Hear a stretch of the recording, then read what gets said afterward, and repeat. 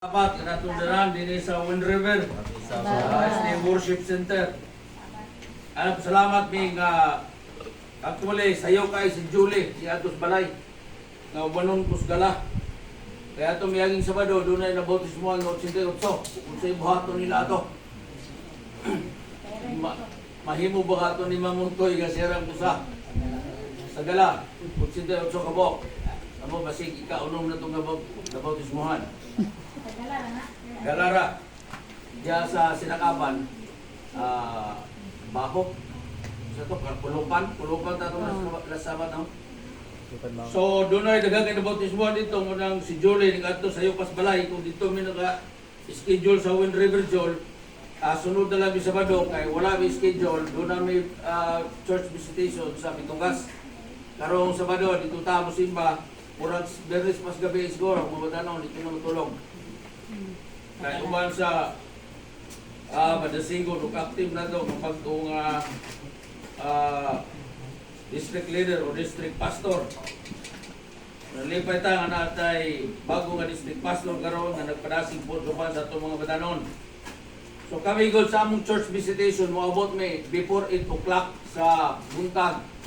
Kaya muna yung habit karon na before magsugod ang Sabbath school, mag-devotional sa amin. Kaya wala yung church na before magsugod ang Sabbath school na naay devotional naghimo sa mga leaders sa church. Muna nga ang church karon maihap ra gyud nimo pila ka buok. Moabot og alas 8:30 buntag.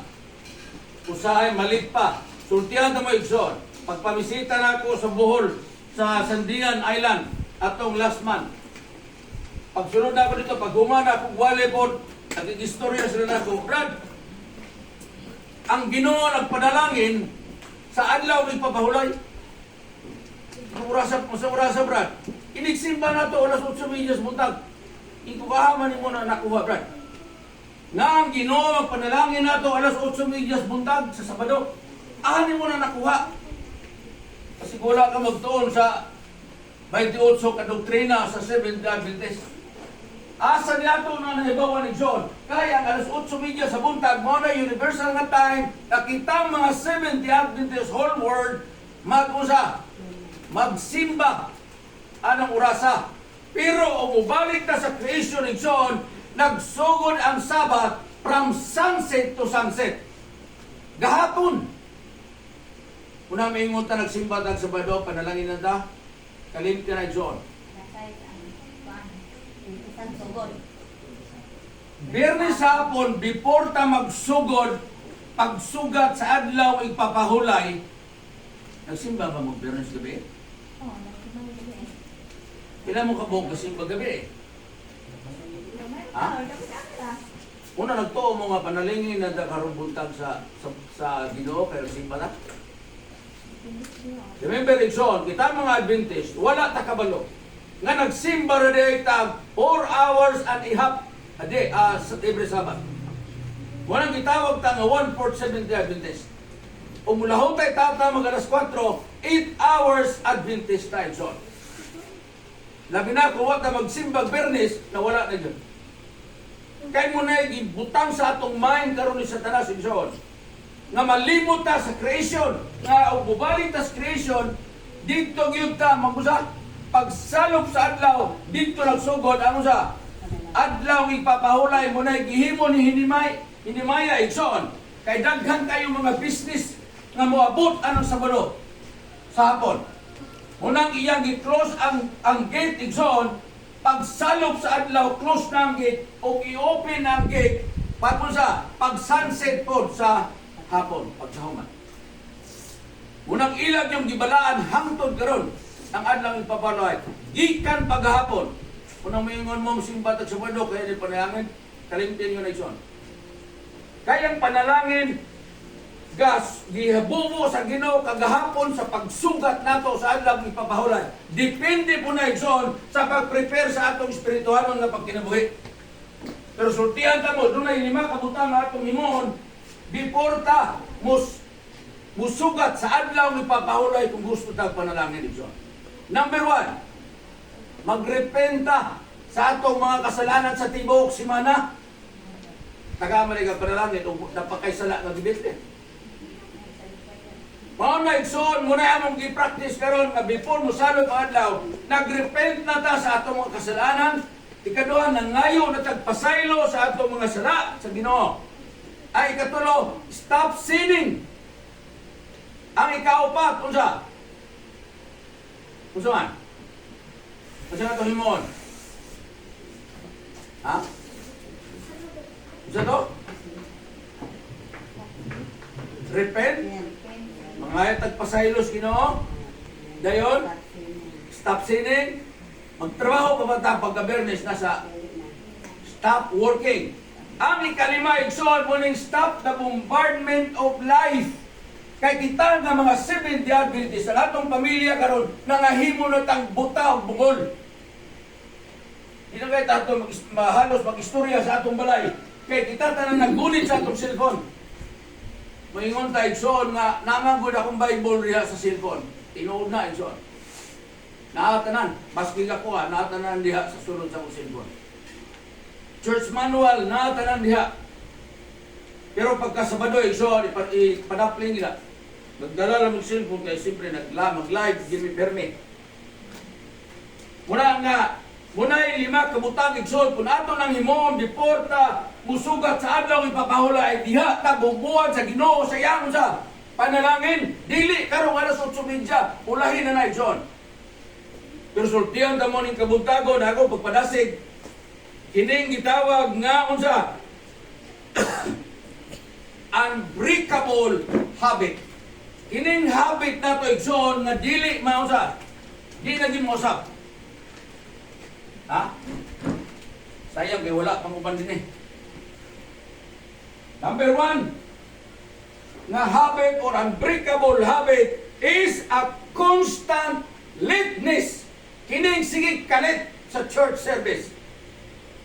O ba ninyo na makita sa inyong church mga kaigsunan? Every Sabbath ni na misita laylay din siya. Mao gyud ning nakita namo every church karon panahon na nga puro gyud late igsoon. Nami maabtan dito nga upat ra kid taon tubo. Nami maabtan nga ay puno maihapras imong kamot. Muna igsoon maski kay malita ang atong programa litpon. Pag-abot na sa Sabbath School, didali-dali na tangkanan. Kung human sa atong Sabbath School program. Remember igsoon, ang Sabbath School is the heart of the church. Dapat dito ta mo focus. Muna nga mong gihimo, inigabot na mo, kaya wapag ilas 8, mangabot na mo sa church nga mo bisita. Kasame, nangabot na mo kortita igsoon. 10 minutes before ito na mi dito. Ora among gihimo karon nga doon na may gihimo devotional before mag-start ang Sabbath School. Ingano igsoon muna ipakulangon sa atong church karon ang spiritual nga pagkinabuhi. Mao nang number 1 nga unsa nga unbreakable habit karon sa mga members sa church. Number 1, constant lateness to church service and meeting igsoon. Mao ni nag-probe kung sige tag kalit. Mao ni nag-prove that your love for God and the things in the kingdom has grown cold. Nangabugnaw na mo. Og sige tagkalit igsoon. Kundi na lang tamanimba. Wa man puntay panalangin. Kaya wala man nato bantay ang adlaw ipabahulay. Nag-ingon siya diya, remember the Sabbath day to keep it holy. Pero nalimta na nato, kanus ang nagsugod ang usa, ang adlaw ipapahulay. Kay nagtuot ang tanan igsoon nga ang adlaw ipapahulay nagsugod og alas 8:30 buntag. Ato pagyungkwaan. Muna nga kita mga Adventist karon, we are 4 hours, 3 hours sa dalaga niya. Malit pa ta, kuha sa oras. Divine service na lang. Sa gara, yun karon sa church, igsoon. Nga mga bot, ang atong mga kaigsunan before sa wali. Ano nga na, igsoon? O sa inyong namatigdan? Anong before sa wali, mga bot, ang atong mga kaigsunan before ng church? Ha? Kaya nagtuo sila igsoon nga ang divine service ang pinaka-importante. Kaya gitawag mag divine service. But remember, the Sabbath school is the heart of the church. Diha ta mag-study igsoon. Usay ba, walihan na po taging ang internet. Una ang pinaka-importante yun ng Sabbath school igsoon. Maunay number 1, nga unbreakable habit, constant lateness to church service. It proves that your love for God and the things of the kingdom has grown cold. The book na tayo on, wake up before it's too late. Kay mauni ang gigamit sa yawa karon igsoon. Grabe kayo. Mag-usa mang yawas gawas. Naiyahan naman kung tanan. Munang naagi siya dato karon naa sa tuntapan. Sige panguhit. Kaya nga gusto niyang kung saan akdad kung tayo igsoon. Muna itong batayan igsoon. Kaya gigamit yun sa yawa ang mga cellphone karong panahon na nga kita sa atong panimalay wa na ta, di na ta mag-istorya, nahimo na ta mga bungol o buta. Wala ba ninyo na matikdi sa inyong pamilya igsoon?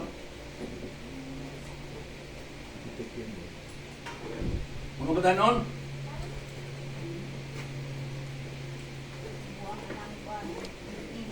Email, magdulag mga email, no? Number 2, always running out to pick calls with your phone. Kung ring na gali ang atong cellphone during sa service igsoon, mugawas ta kay atong tubagon. Mao nang giingon sa kaniya nga before ta musugat sa adlaw magpapahulay ato nga tanaw nga i-stop kini mga bombardment sa atong kinabuhi. Number 1, ani kining cellphone igsoon nga atong ipadapin during Sabbath. Remember, nag-ingon si Ginoong Hesus nga during sa pagsimba nato sa Sabbath igsoon nga atong ipokus ang atong unsa huna-huna o usa kasing-kasing sa iyaha. Mao na igsoon usahay daghang kay disturbance sa atong church karon. Gigamit ning mga cellphone nga background sa atong music. Nausay di pagin magkadimaw. Mas prepare bago mo gamit sa aning pula nga saan balang nga lawi tulig so. Kay usahay mawala na tas focus nato sa atong pagsimba. Pero di na nato kalikayan igsoon kay sa kadapusang mga adlaw. Although there are evil existing in the church and will be until the end of the world. Naagi diya existing evil inside the church igsoon. Hangtod gini sa pagbalik sa Ginoo. Munang maingon na tao ato ning i-revive the church, forget it igsoon. No one can revive the church. Kay tama na pagbalik sa Ginoo. Daghang kayo mga pastor nag-try pag-revive sa church. Na-revive pa nila. Nagabungkag na manggali noon. Kay doon ay plano ang Ginoo. Pero i-revive nimo ang church igsoon, forget it. Kay mao nay gitag na igsoon nga hangtod na pagbalik sa Ginoo nga walay maka-revive sa church. Yes, we can makahimo ta sa pag-usap igsoon. Reprove ang counsel the church. Pero og revive sa church, kalimti na igsoon. Kay ginaingon na dinhi. Kay kini unta nga church nga Seventh-day Adventist Church nga mo ni musiga sa katapusang mga adlaw gikan ni sa last day event igsoon. Wa kay wali nga dili gikan sa last day event o sa church manual. Nagaingon dinhi nga the lights of the world that is kini nga church na mahimong suga sa tibuok kalibutan nahimo na usa nag-run out na igsoon. Ngano man kay nahimo na siyang polluted and demoralized by sin. Muna ang ikinahanglan sa church, kausaban, reprove, but not revival. Kay di gini mo revive ang church.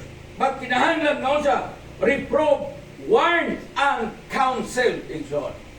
Mao ni written ni Ellen G. White, testimony, page 45 to 49 and year 1893. Igsoon.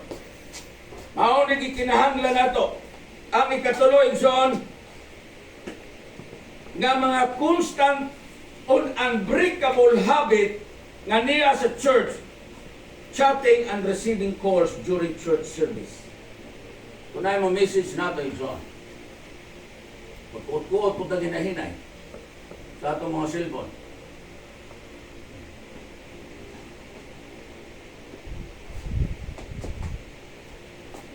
Nayuman, mga tulog during sa church service.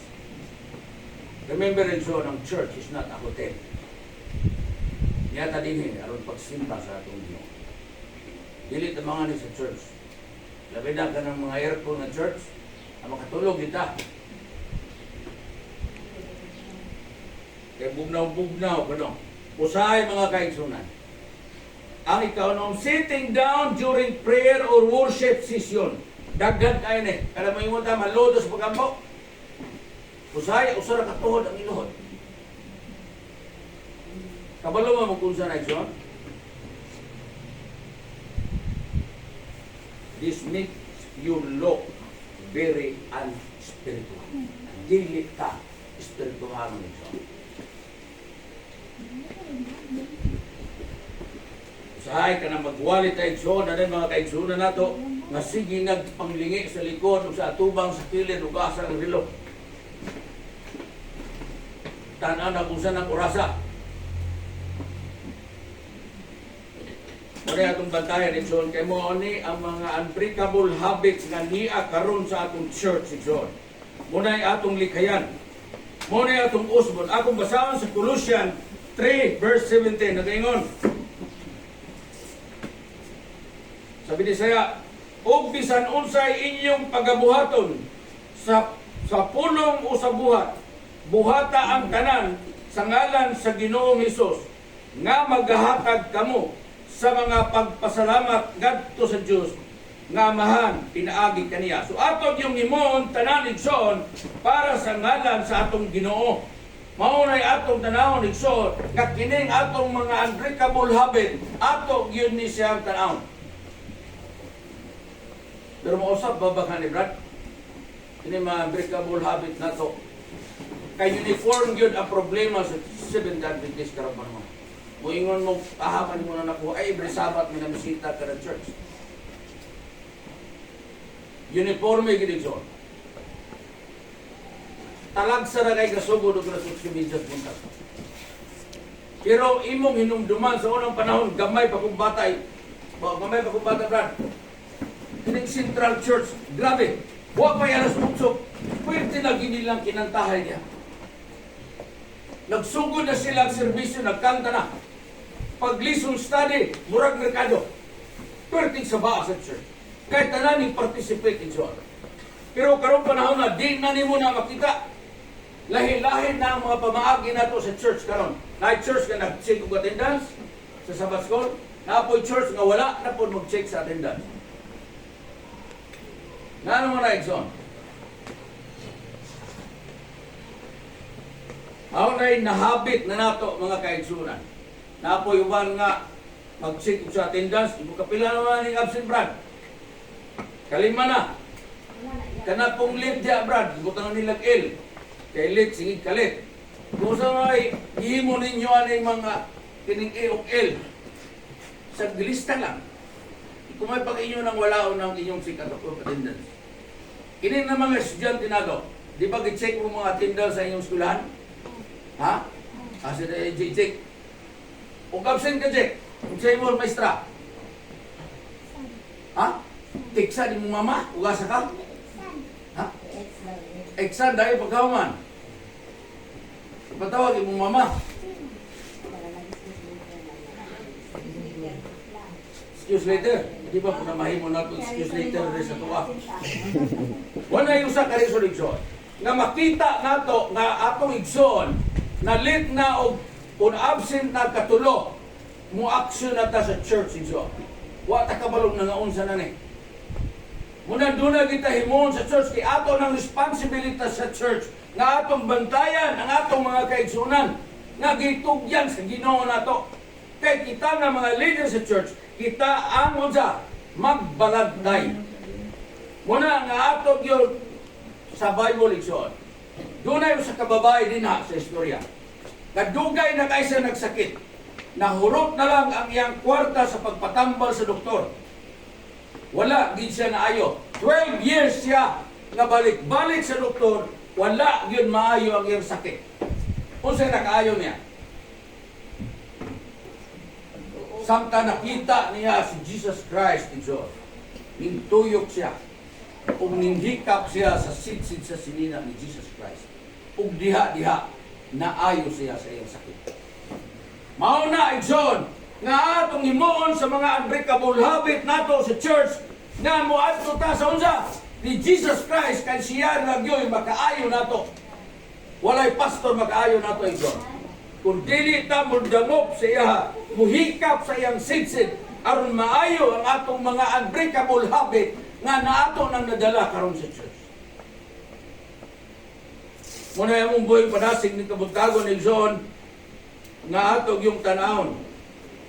Nga ato yung tanawon, kining mga habit nato, nga di na yun ma-break it John.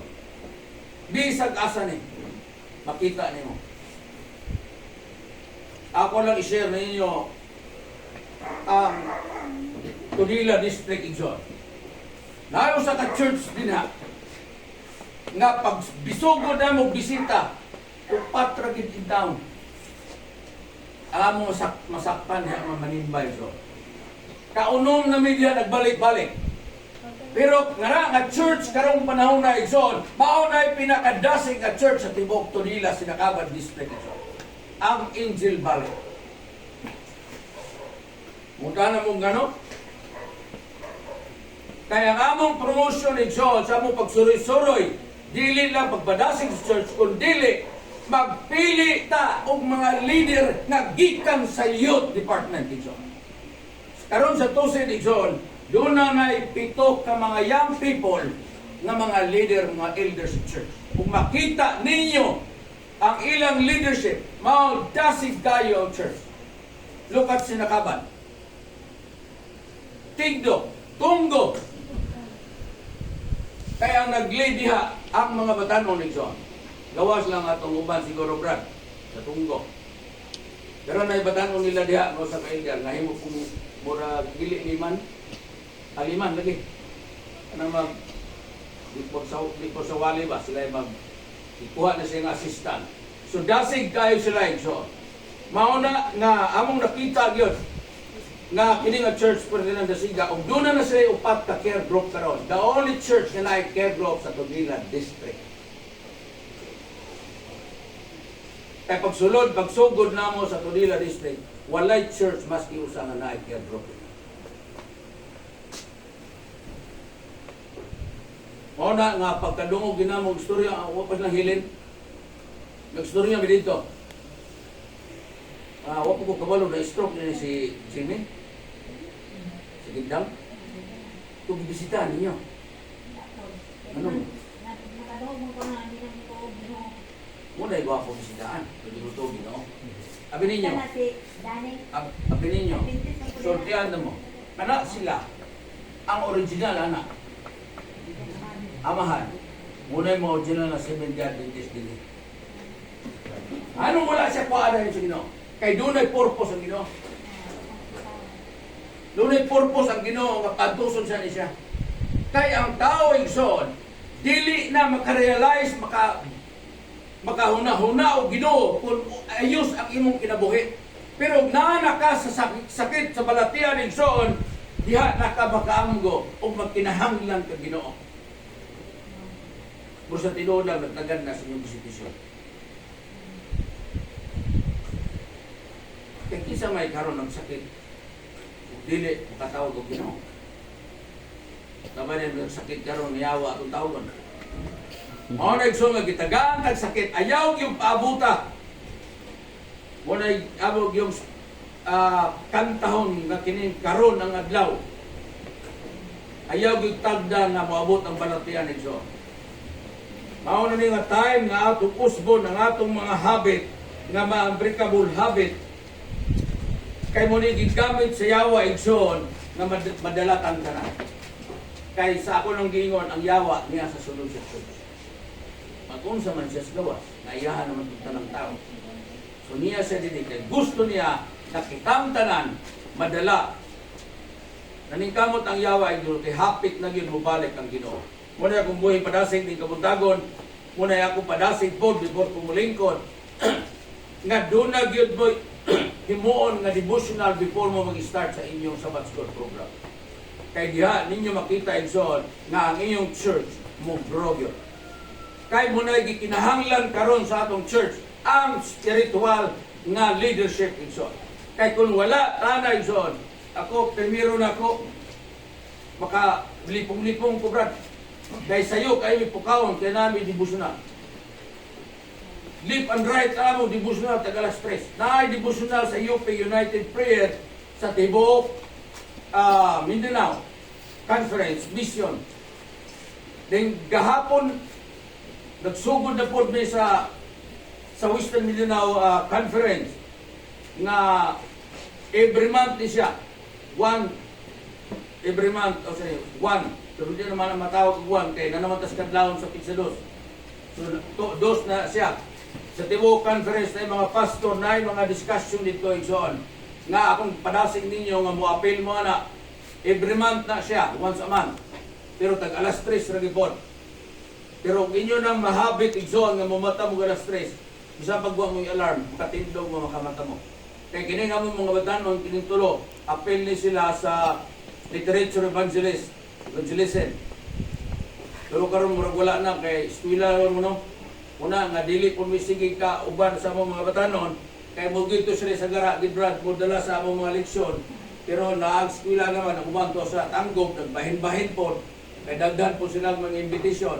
Ang anak po ni Dayday nga duha.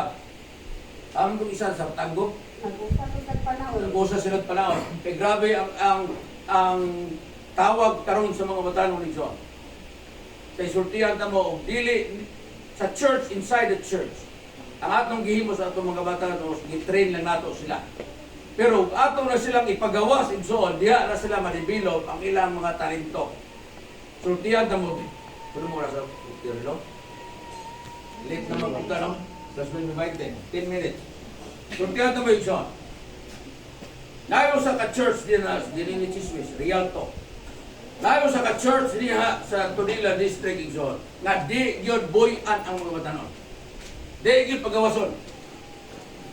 Ampo mitanan sa among ministry. Nga kanus amini mo pagbisitaw na nga church. Nakaadto may igsoon 1 week before sa Global Youth Day. Ako nagwali dito. Ang utana ko, asa mo karon Sabado mga batanon? Way naningo. Kung tagadis amanay mo, makarong Sabado, inyo ng adlaw, Global Youth Day. Ako silang ipangutanang usap, nanindog ang mga batanon, wato daw sila, kuntungtag sila. Remember it, John, nga ang atong mga batanon sa church mo, sa Psalms 127, mao ni sila i-design sa Ginoo nga magdala sa mensahe sa Revelation 4:10 sa tibok kalibutan. Ang mga batanon mo sila gitawag nga tiilog kamot sa atong Ginoo. Nga ato silang i-train sa atong church ug ato silang ipagawas aron mag-develop ang ilang mga talento. Munang nalipay mi igsoon, sabi na sa mga anak ni Dayday nga every Sabat na bisita ug nahimo pa to siyang assistant lima no. Ang imong anak sa dinas. So grabe na sila karon naabta igsoon. Paunay dapat nga atong i-train ang atong mga batanon ug ato pud sila i-train sa leadership. Muna di nato sugdan je og lit-lit. Sayo kita kay munay nagsugod ang atong habit niya nga mahimo na siya unbreakable habit. Depende na ninyo kung sa inyong gimuon.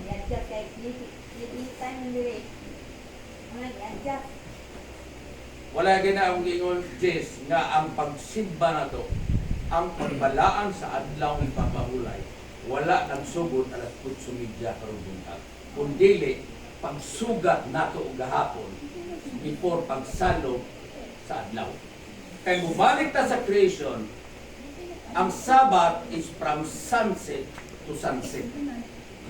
Dili karong buntag. Mao na ning oras na universal nga tibuok kalibutan karon nag-worship sa Ginoo. Pero kag church nga wala na nagsimbag Bernis igsoon, 4 hours Adventist mo. Uli ninyo galas 12, mga tulog na dayon ta. Pero ang ingon ang Ginoo, remember the Sabbath day, to keep it holy. Whole day. Mao na siya ito. Atog yung bantayan, ang adlaw ipapahulay, ug atog yung isurrender tanan sa Ginoo, kayo gitaray magsulbad sa itong problema. Di kin mo kayo mo. Unang mugunit ta sa sinsit sa atong Ginoo nga mawala kining atong mga unbreakable habit nga niya na nato gidala sa atong church karong panahon na. Kay mo ni gigamit sa Yahweh John. Mura kung buingandom ni kabutagon nga sa hubo nga mensahe kay nalit naman ng 30 minutes. So, di na po ko magdugay kay malit ako ng atong lesson study, no? Kaya usahay ra ba, malit na ta, lamu na nato niya itong leksyon. Manang ato gitagaan ng time ang lesson study. So, kaya muna yung tawag, lesson study. Diha, ang study talaga. Muna nagpaligpon sa atong pagtuon o pagsaling sa atong Ginoo ang leksyon na magtuon ta. So, muna yung buwing ano, magdagan kayo salamat o kami sabat ka na.